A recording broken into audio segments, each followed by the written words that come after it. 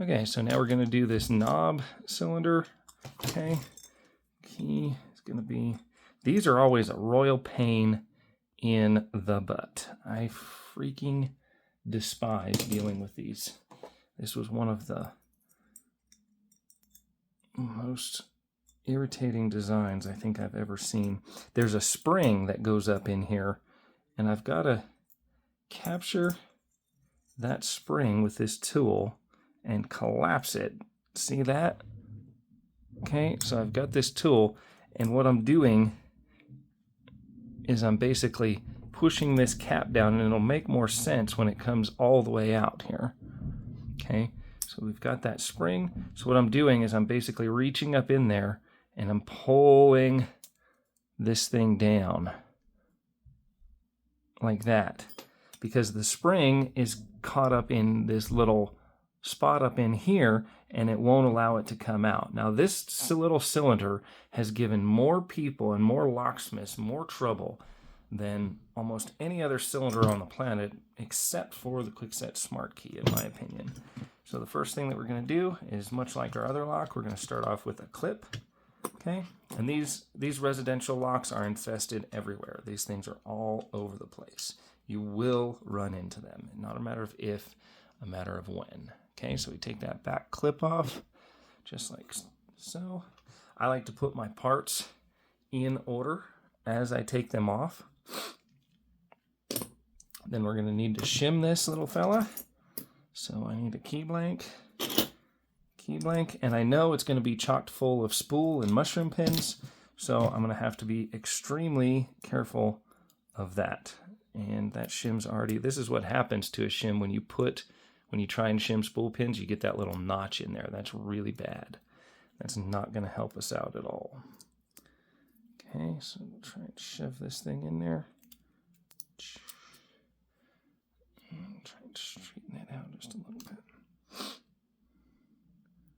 Okay, so I'm going to make sure that my key is all the way inserted.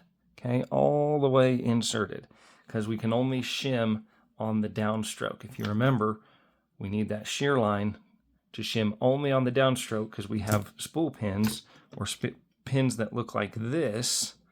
Let me show you the difference. Okay, we have pins that look like this up in there. And when you have a pin that looks like that, the shim gets caught on that little ridge, if you will. So where's my shim at? The shim will get caught on that little edge, and it will get caught up and hung up, and it will bend your shim. That's not what we want to have happen. So we can only shim on the downstroke. Okay? If you don't catch it, oh, there it goes. It went once.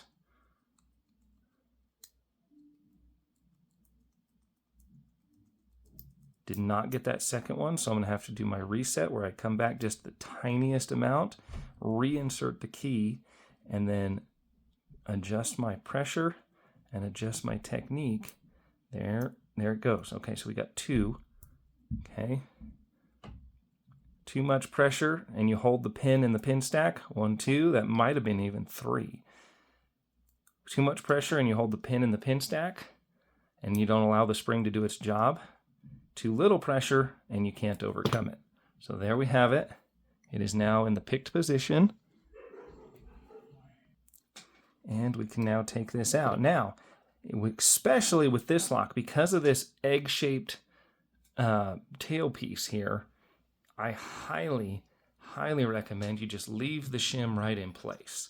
Okay, that's going to prevent the top pins from coming down into the bottom pins.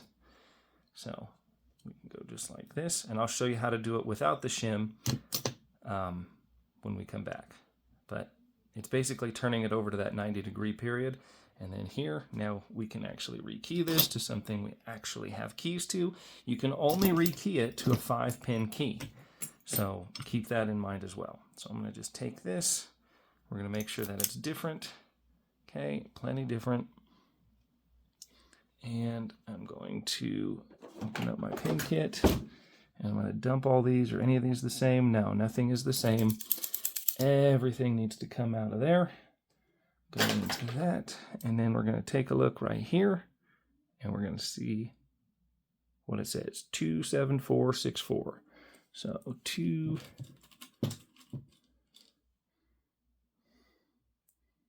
7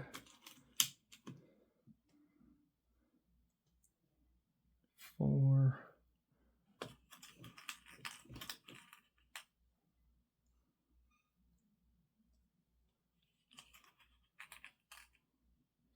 Notice I've got another 4, so I'm going to just put that one in, and a 6. Okay, all rekeyed very nicely, ready to go.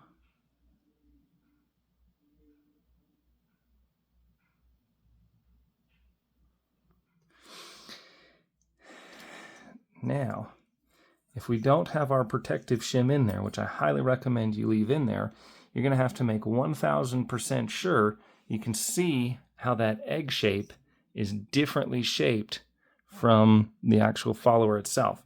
So if we don't have the high side of the oval, I repeat, the high side of the oval going into up against the top pin stack, you will drop pins. Okay, so there we have it, just like that. Everything works good. Reinsert our clip,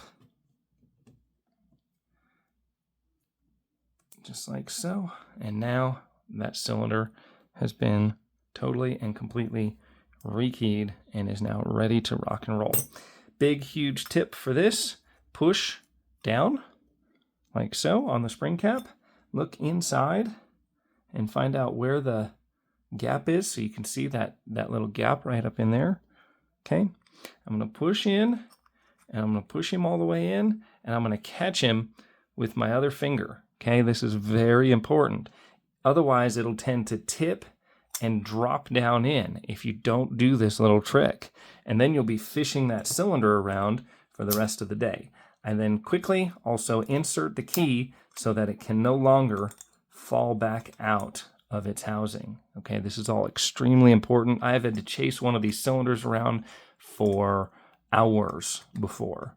Okay, once it gets wedged in there and jammed in there, it's a bad, bad, bad time. So this will be done. You'd go to your lock, you'd go to insert it, turn it 90 degrees, push the detent in, click this knob into place, and now you are done and ready to go.